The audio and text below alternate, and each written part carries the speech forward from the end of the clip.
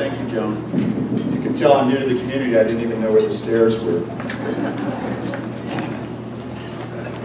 Thanks very much. And thanks also to the Latah County Human Rights Task Force for hosting us today. This is a wonderful town and gown event, and it's been a real privilege to join the community. My wife, Mary Beth, couldn't be with us today. She's working down in Lewiston. As some of you know, she's a physician down there.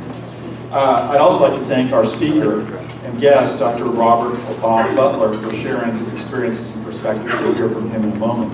But hearing these kinds of perspectives is a great opportunity for our students and for our entire community, and so we're delighted to have him here with us today.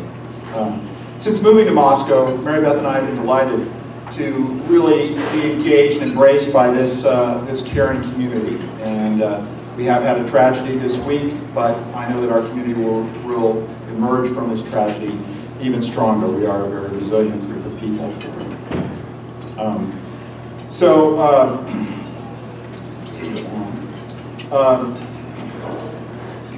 I mentioned my Friday letter, if some of you have read that, a quote from Martin Luther King that I admire. And it's great to be surrounded by quotes from wonderful people, Mahatma Gandhi, Martin Luther King.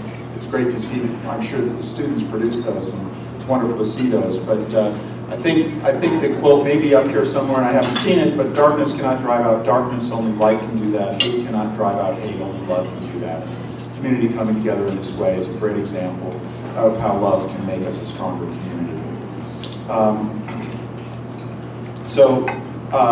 The university, as you know, is committed to helping our community, and we view our community at the University of Idaho as the state of Idaho, and really our region, to move forward as a society. Universities can be agents of cultural and social change, and that's really the mission that I, as president, embrace, and that I think the university embraces. So we are committed to carrying out the vision of people like Martin Luther King and the vision of people like you. I've been proud personally, since coming to the community, and I think I surprised a few people by supporting some of the things that I have supported. I wore a feminist t-shirt across campus one day, and truth be told, it was because I had spoken at a women's studies class and I forgot to take the t-shirt off. But I would have worn it, it's no problem. And I actually received a lot of comment about supporting feminism and women's rights, and I was puzzled by that comment, because why would you not support feminism and women's rights? I mean, that sort of t-shirt, I think, says something like, of course I'm a feminist. And I think that's changed in my lifetime, and probably in the lifetime of a number of people in the room.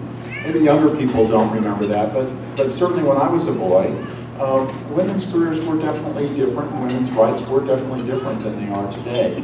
And today we recognize that perhaps we've come to a better place. I'm not saying all problems have been solved, but we've gotten to a better place.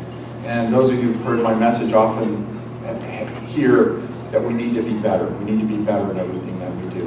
We probably won't solve all problems instantly, but incrementally, we can be better if we all work together. So thanks for working on this.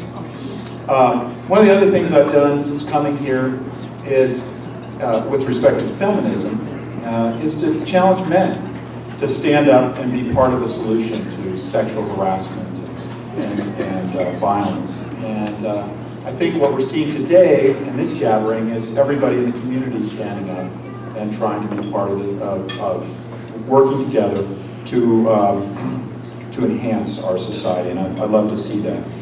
We have taken some other steps. We recently established a statewide Latino Advisory Council, similar to the council that we have that advises us for our interactions with our regional tribes and our Native Americans. So it's wonderful to be able to work on these sorts of problems, and I'm pleased to recognize the leadership at the University of Carmen Suarez, who's worked with us on these, and I think that it's important to have a leader like her who can constantly remind us of how important it is that we consider others when we make decisions. So thank you, Carmen, for that leadership.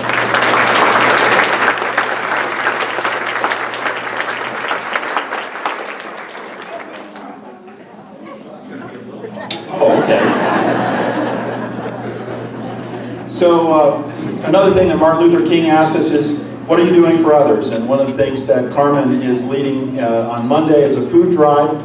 And this is run by our Office of Multicultural Affairs. And these are the kinds of service activities that our university engages in, and we're proud to do that. So I want to be sure to move this program along in a timely fashion. Thank you for welcoming me today. Thank you for hosting the university for such a positive town-gown relationship, and thanks very much for coming today. Bill?